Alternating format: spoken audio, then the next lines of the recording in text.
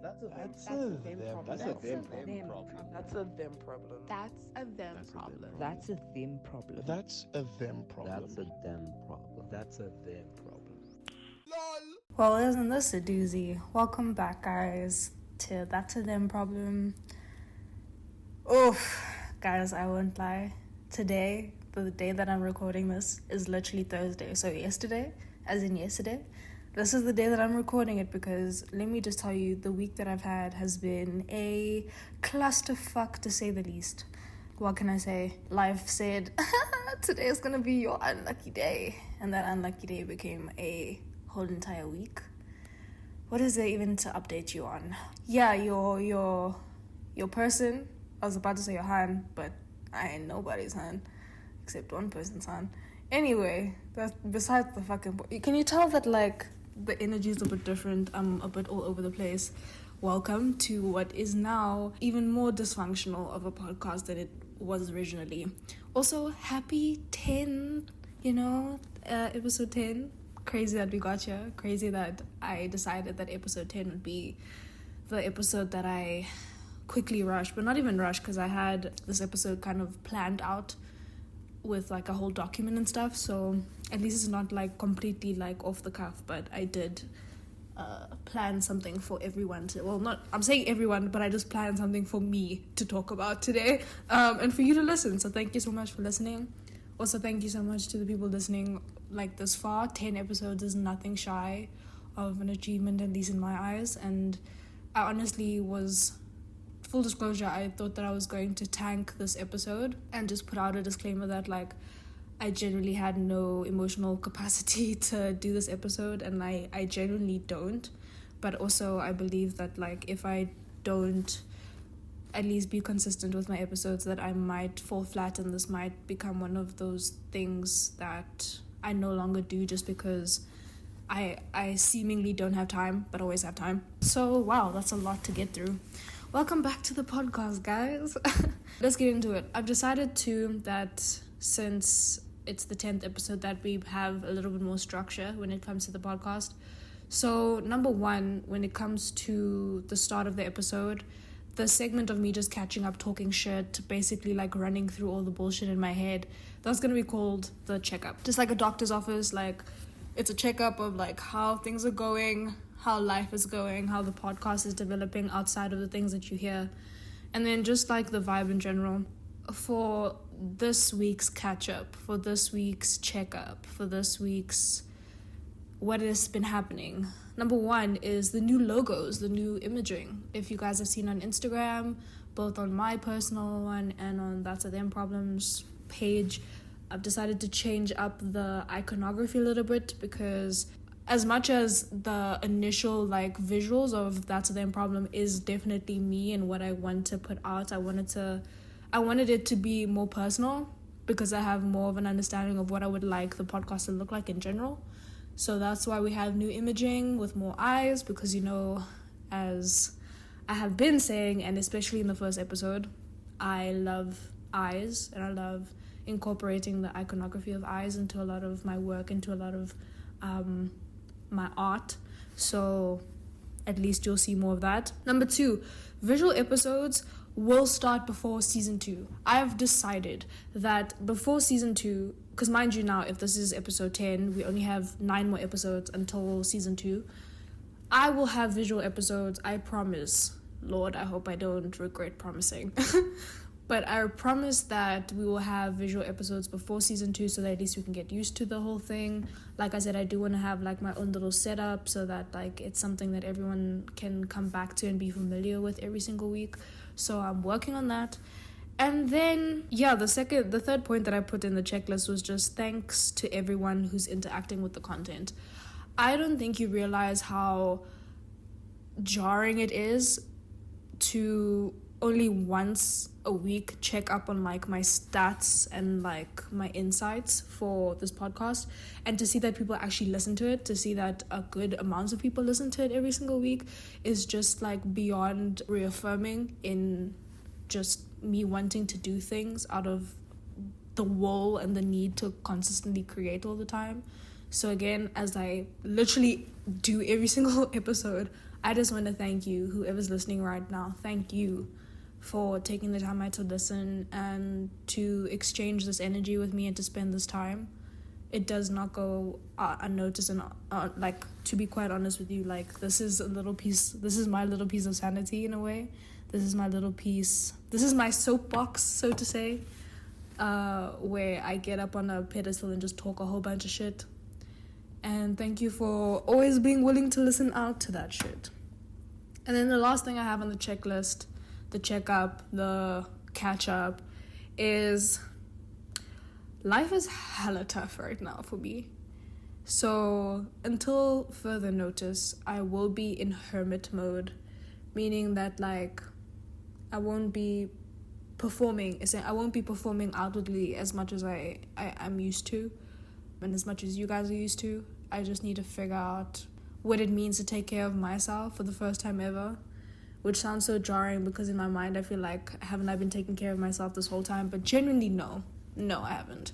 I've just been consistently, like, having to move. Well, I feel like I've been consistently having to move through life without having to take a break to actually acknowledge, like, how I feel, like, in general. And I feel like I've forgotten what my own emotions feel like because I'm so concerned with everyone else's.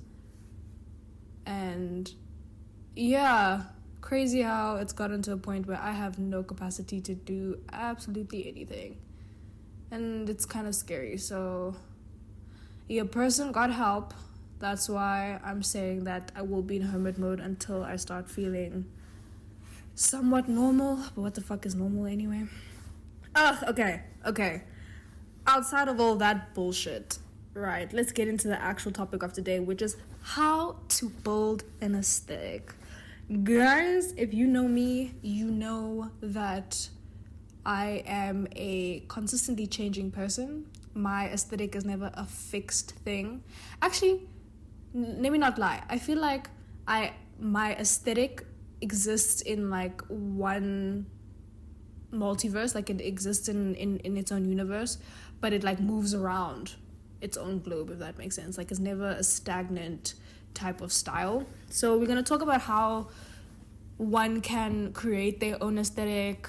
We're going to talk about pre-existing aesthetics. We're going to talk about just the idea of identity.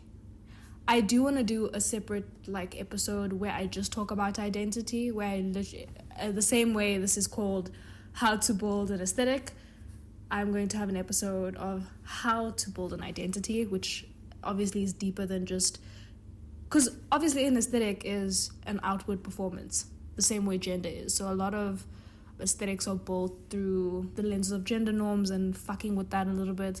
And one of the kind of planes that my aesthetic goes through is a lot of gender fuckery. It is a lot of gender fluidity. So we're gonna get into that. I'm really excited, and let's just get into it. Okay, so aesthetic.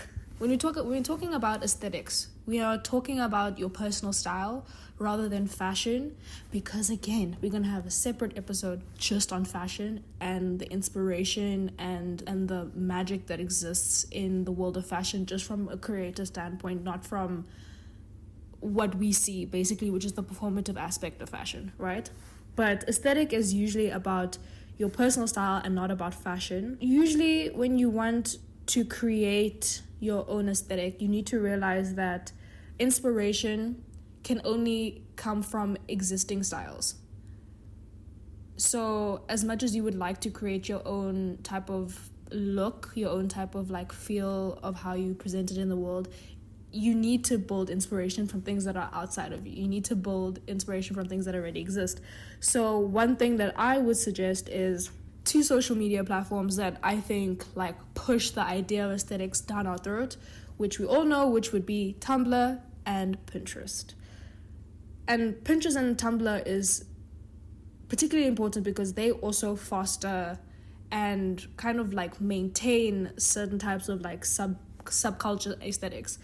One I think of off the top of my head when it comes to Pinterest and, like, Pinterest maintaining and cultivating the subculture is Visco girls. So I don't know if you understand what VSCO aesthetic is, but it's basically taken after the app VSCO, which is similar to PixArt, similar to Lightroom, where it's a like photo editing application.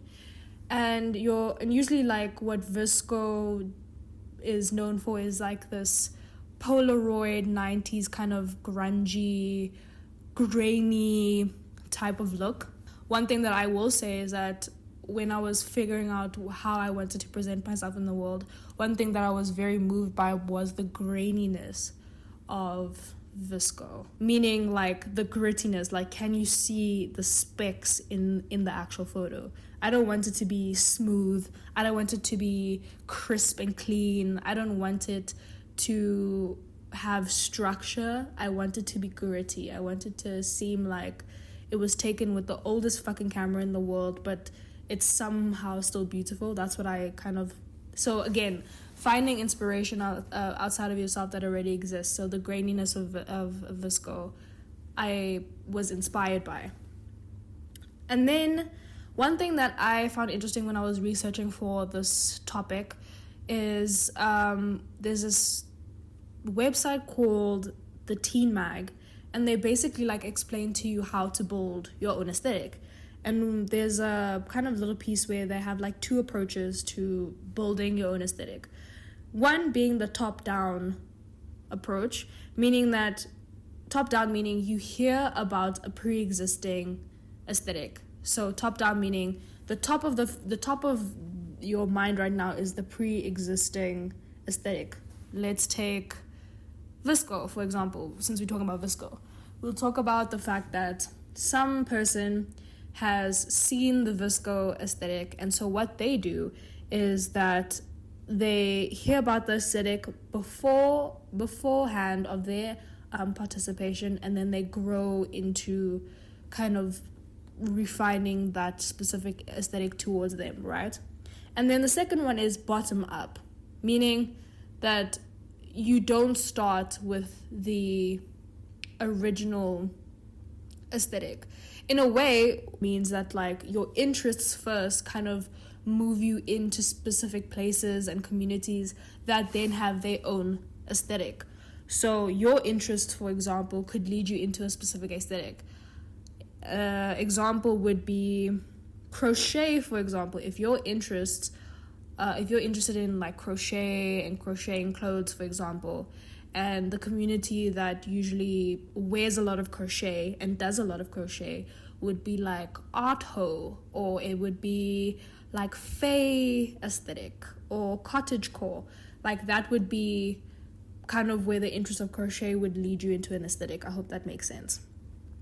Also, I think one thing that helped me, especially when I was younger, kind of figure out what I specifically wanted in terms of my own aesthetic was mood boards. Like I know it's really it's cheesy to say, but mood boards are everything. Mood boards help you kind of like navigate where your mind is, kind of bring yourself to a space where you can actually execute your ideas.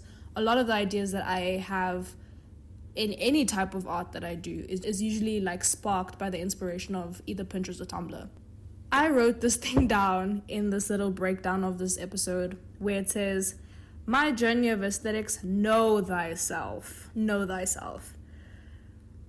Your personality is so important, and your personal style and your character will establish how you outwardly perform in the world, right? Your personality, your mood, your character will always influence what you also wear. You know what I mean? It's one of those things where if you wake up in the morning and you feel shitty, you're probably not going to put on like the outfit that makes you feel good. Unless you really want to make yourself feel good, then you're going to make sure that you put on something that makes you feel good. You know what I mean? So one thing that, actually let's call it the golden rule of this whole entire episode. The golden rule of learning how to build an aesthetic is know yourself. Know thyself. You can't create a style or find a style without knowing yourself. And at the same time, creating a style doesn't mean that you need to be extremely wealthy or you have to have like a really good financial like platform to start building your own aesthetic, because guess what? Like there's thrifting. there's nothing that is stopping you from figuring out how to make yourself feel good outside in the world.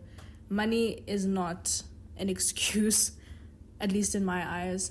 And also the effort to put into it. Like, you as a person are a whole like source and center of like energy, and so like treat that with respect. You know what I mean? Give your mind and your body the moment in the morning to be like, what do I actually want to wear? You know what I mean?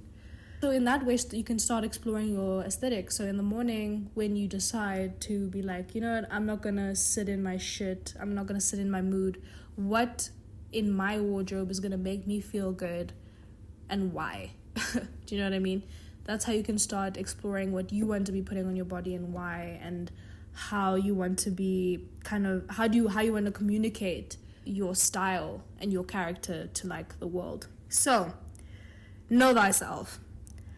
I will say what I've learned about myself is that I'm a consistently changing and evolving person, and because of that, I don't stick to one aesthetic. I bounce around.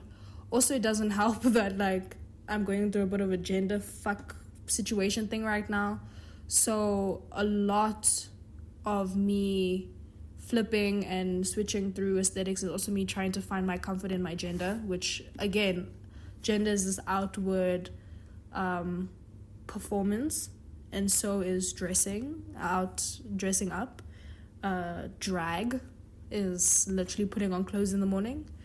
If you are a doctor and you wake up in the morning and you go to work and you put on your scrubs to, you know, do your thing as a doctor, those scrubs are your drag, my dude. If you're a teacher and you put on your outfit that's like, I don't know, that's like wardrobe coded, what's the thing called? When clothing coded, you know what I mean? I hope someone can like, Jesus, I'll figure it out. But anyway, all of that is drag. Like, putting on clothes in general is drag, and the way you put it on is also drag. So just figure out what your drag character is and what it looks like. My drag character, as I just said, is just completely confused all the time because they are constantly evolving. But what I will say is that there's certain things that will always be true to what I like to wear and what I'll always gravitate towards in terms of aesthetics, which would be, firstly, my hair. In my aesthetic like world, in my aesthetic like pattern, my hair is consistently changing and will consistently change when I feel like I have to restart the cycle of building my aesthetic. Usually when I'm going through a lot of like gender dysphoria is when I would change my hair. So that's for my very close people that are listening. If you ever want to know if I'm going through some shit right now, obviously when everyone goes through shit, they change their hair. But specifically for me, when I start changing my hair, it's because I'm a little I'm having a little bit of gender dysphoria. Another thing that will always be kind of like standard when it comes to my like personal aesthetic is that it will always be rooted in either an airy or straight cut type of garment. So you'll either see me wearing extremely flowy things that are not like on the body and grabbing my body, or it will be extremely straight cut things. So men's formal pants, you know, colorful jerseys, but they're specifically cut with like a shorter torso and longer arms. Like, it will always have specific like lines and cuts. Another thing would be that will always be like important to my personal aesthetic is knitwear and texture. I think I can't wear anything unless it has either some part of it has to be either knitwear or it has to be broken up into textures. I feel like there's nothing more expensive looking than an outfit that is put together with different types of texture that work together. So my favorite thing to look at together would be like a cotton black pant, so that's obviously like softer material, with like a chunky like knit cardigan or like a vest and a denim jacket. So it's all these different textures, but together it looks very clean. It looks very Stockholm housey, like very like nude, simple colors. Another thing that's really important to my style in general, to my aesthetic in general, is like esoteric, artsy motives and symbols. So you will always see me have a bead of some kind on me, or some type of eye symbol or esoteric like spiritual symbol.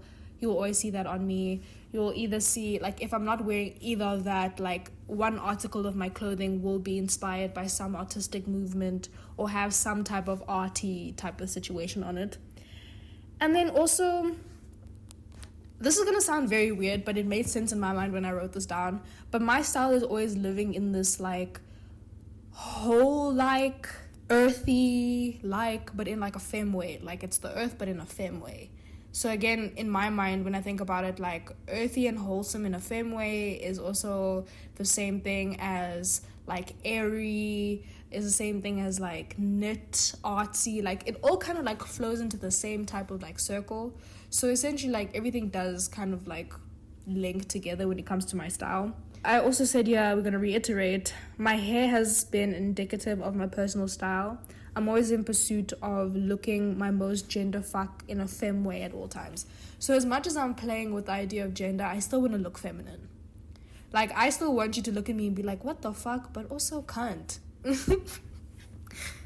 Jesus Christ. At least I made myself smile. And I've always, most of the time, I've described my style as like a street hippie, Baroque dance teacher. Something I wrote here was street hippie, Mugler fairy.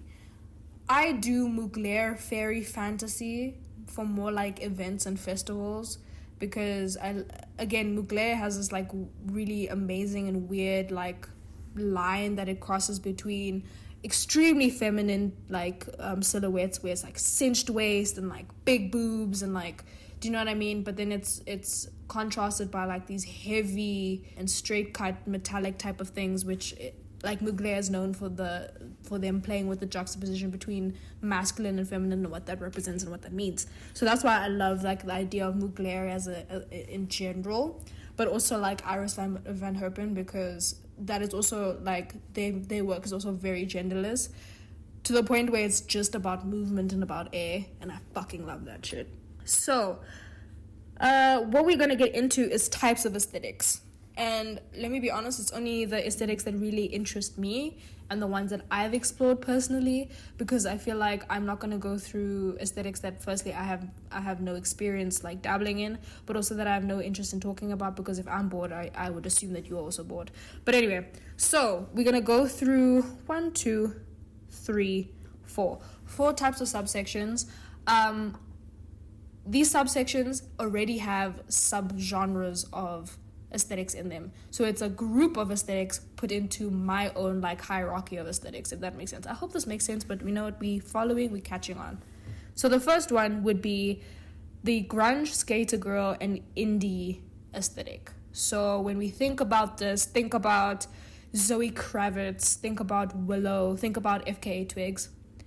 I hope while I'm saying these women and these people that you kind of see the correlation between their style and mine. And this kind of like grunge, skater girl, indie, I class them all together because they all have similar traits. They also come from the same thing. So skater girl and indie aesthetics they come from the grunge movement. So the same way, if we're thinking about like the top-down approach to building an aesthetic, there's a main aesthetic and you kind of break it down and build it into your own kind of like unique taste. And so skater girl and indie is a broken down subgenre of the grunge movement. And so the grunge movement in general is like categorized by the fact that music influences the style, meaning that band t-shirts were extremely like important, flannel, Doc Martens, leather, the conversations of like fuck capitalism, so obviously thrifting would come in, being present with the fashion that is then. So again, like during the grunge time, there's also a lot of punk like aesthetic and movements that were happening. So again, like ripped clothes, basically in tatters, and also talking about individuality as an actual like performative kind of thing, rather than like being part of a group essentially, or community, which is weird.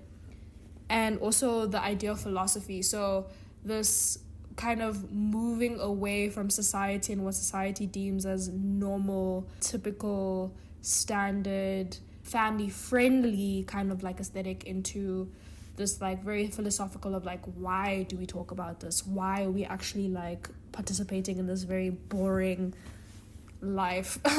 Next one. So we're going from what I would consider like your favorite punk indie goth girl to now we're getting into your favorite Chakrahan. And I would say that Chakrahan's chakra, I should be saying it properly, chakra, not chakra, chakra.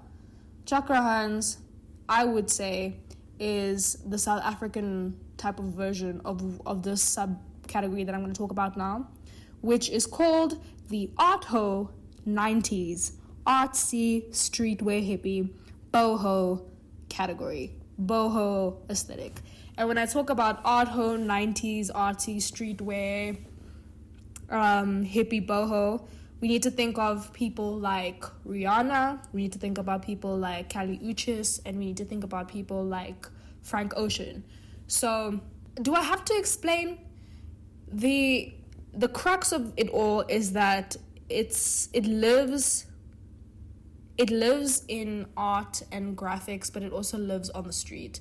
So it's a lot of tracksuit, streetwear, mixing men's clothing with women's clothing. I feel like more than anything, my aesthetic lives in this particular subgenre more than the others that we're going to mention, because again, influenced by like art and graphic t-shirts and like flowy skirts, but also like heavy denim and like baggy denim and texture.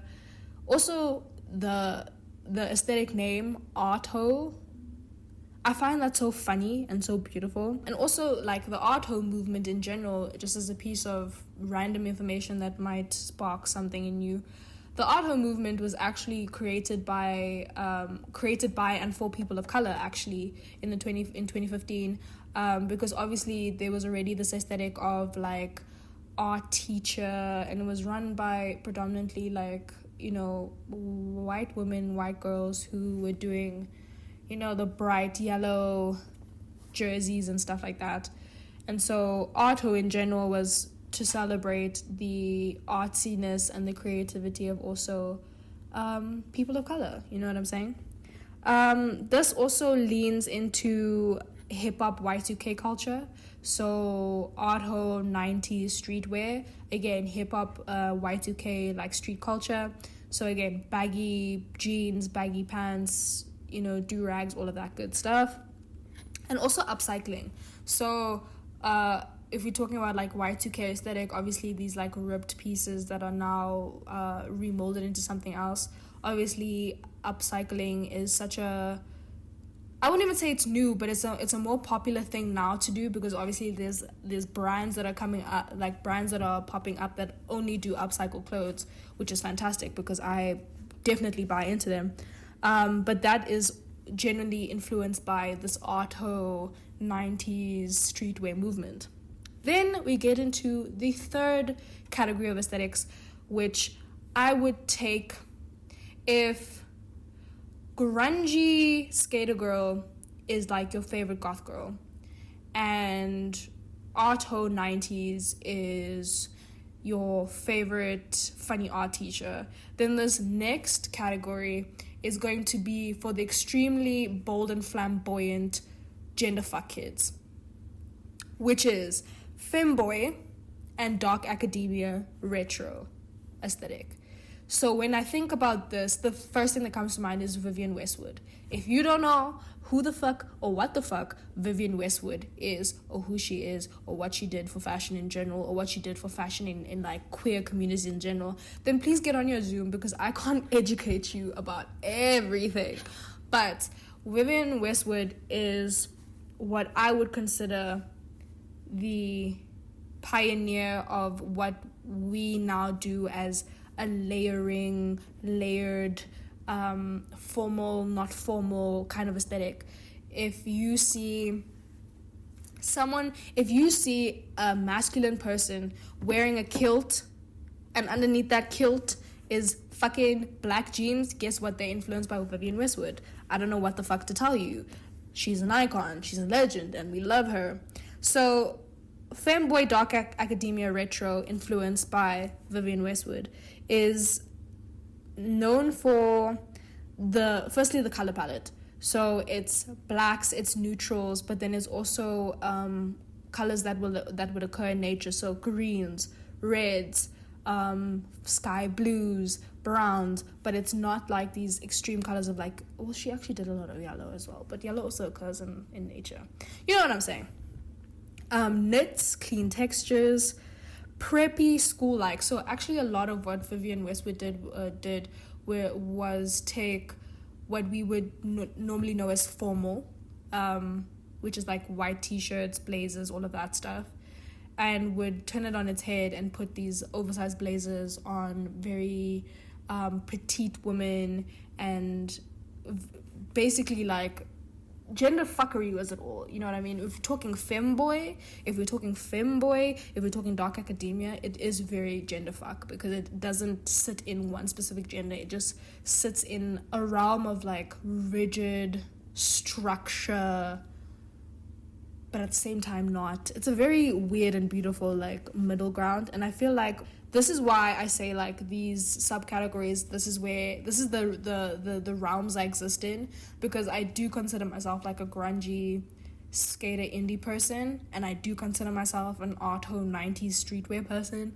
but I also consider myself a femboy dark academia like person. Like I know that I'm very interested and very influenced by Vivienne Westwood all the time. When I think of the outfits that I want to wear, it's always influenced by this like overly formal, overly street type of like collaboration. Another thing that is kind of like indicative of the femme dark academia retro Vivienne Westwood inspired type of aesthetic is layers, gender fluidity, kilts, oversized blazers, thigh-high boots. Again, it's the more gender fuck you can get with it, and the more gender fuck in a formal way you can get with it, then you're in the sweet spot of this kind of aesthetic. So those are the three kind of like baselines where I kind of exist in, and if you feel like you kind of gravitate towards either one of these small subcategories in these like layered genres that I did, then by all means, like, you know, explore the similar aesthetics, and maybe you can also develop your own personal kind of way with it, you know. Other notables that I want to mention, not that I've particularly experimented with these, but I find them really interesting and I find them really fun to look at, and I stand them forever and always, which would be whimsy goth. So whimsy goth, think of goth obviously, which is like dark tones, vampiric type of vibe. Well, not really vampiric when you think about it. It's just very muted. But then whimsy goth, think of a fairy goth mother. That's so cute. A fairy goth mother. Again, very flowy, but it's flowy in a way that there's still a little bit of macabre and darkness in the actual aesthetic. Do you know what I mean? So that's one of them. Fae core, art teacher, grandma core, Barbie core. So also one way to like at least research for yourself like what your specific aesthetic might be is using the word core. Core is another millennial word for aesthetic. So if we had to name my fucking core, it would be the grunge art host streetwear femboy core. What the fuck? Shout out to them. The reason I wanted to mention these few, especially Barbie core, because it's because of this year and because of the fact that Barbie came out this year. Pink has always been a thing, but I've never seen pink at the extreme that I've seen pink this year, and I fucking love it. I used to be that person when I was younger that I wanted to reject all signs of femininity, so I hated pink for a very long time, even though I had a pink room growing up. But now I've fallen in love with pink because of how people have taken the idea of what pink is and made it like its own standalone aesthetic, its own look. Do you know what I mean? To wear pink is a real statement, and it belongs to a community already. Do you know what I mean? And I think that's so special and so cool. So, let me tell you the gist of this. I gave you like levels of the aesthetics. I gave you basically like a basic breakdown of what they are. I took a test in preparation for this episode where it's on heywise.com, and the test is, what is your personal aesthetic? And the questions that they asked were kind of like, what's your favorite pastime? How would you say your friends describe you? What is your favorite food? Like, it would ask these like really random and very like obscure questions. And guess what the fuck it told me? Dark academia. So if you're gonna revert back to what like my whole, audio essay was about, is that I'm very much influenced, and I feel like my mind belongs in this category of femboy, dark academia, retro Vivienne Westwood. But I know that I outwardly give arto. Like, I know that. But if I was able to articulate where my mind was better, I think I would definitely be giving more dark academia, definitely. If you are also very confused and you don't want to go through the extended research of trying to figure out what you give as an aesthetic, as a core, then by all means, I think you should definitely go try this heywise.com what is your personal aesthetic quiz. It was really quick. It was about like 5 minutes, and honestly the question stumped me because you can only choose one like option, and there were multiple times in questions where I wanted to choose more than one, so that was kind of fucked, and I had to like just go with the thing that like was more. I don't know if that made sense. Let's see. Anyway, also another good site to like, if you want to actually do the deep dive now. So I've already given you a option of how you could possibly be lazy with how you figure out your aesthetic. But if you actually want to do some real research, figure out things from like staple types of like garments and like colors to even like music that these specific aesthetics come with, I'm going to suggest to you aesthetics.fandom.com. It's a really good site. It has thousands of aesthetics and subgenres of aesthetics. It's really good for research purposes in case you want to explore different aesthetics just for your own personal research, or if you actually want to go into it and like actually build your aesthetic from scratch. I really suggest that. I looked it up and I sat there for a good hour just going through random like aesthetics that I never heard about, but I finally understood where it came from. And just know that it's a very, very long list, literally from A to Z, with typical clothing that the aesthetic comes with, to the music, to the communities, to like the subgenres that you can get into, even to like little like style icons and icons in general. So it will at least guide you. And I just, reading up on this and having to do this episode, I realized that like my avatar right now in this present moment is going through a bit of a process where I still want to very much exist in these little like levels of like aesthetic that I mentioned to you guys, but what can I say? Firstly, I'm an Aquarius. I have to be unique all the time, so I have to figure out how I'm going to again uniqueify. Dude, English is gone. Uniqueify? I don't know, but you understood what the fuck I said. But like I want to fine-tune my aesthetic even more now, which basically means that I'm just forcing myself to learn about myself again. And I feel like that's also like the fun part of going through figuring out how you want to present yourself out in the world, is that you have to figure out who you are again, a constantly changing person. But yeah, like I said, I exist between those three planes of aesthetics, even though there's like 3 subgenres in each like level, but I do exist in those. And let me know, the question for this week is, let me know what aesthetic you give or what you wish you could give but are unable to for whatever reason. And then I think that's literally what I wrote. That's all the important things that I wanted to mention.